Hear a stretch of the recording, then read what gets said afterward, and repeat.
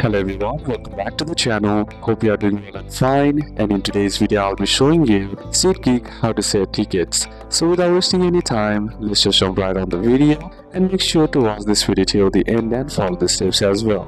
In order to save tickets on SeatGeek, the first step is the sign in. So simply head over and open up the SeatGeek application or simply log into the browser on the SeatGeek.com website. Then sign into your account using the same email you used to buy the tickets. The next step is to open your tickets. Simply tap on the tickets icon on the bottom of your screen and then select the event that you have purchased the ticket of.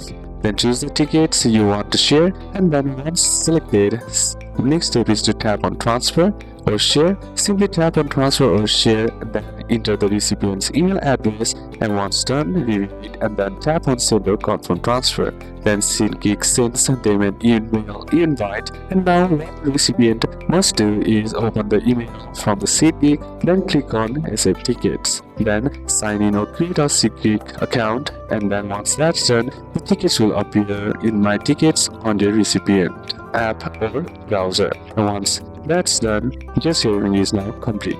So these are a couple of steps that you can apply, and that's it for today's video, guys. If this video was useful to you, leave a like if it did, comment down any questions that you have, and see you soon on the next one.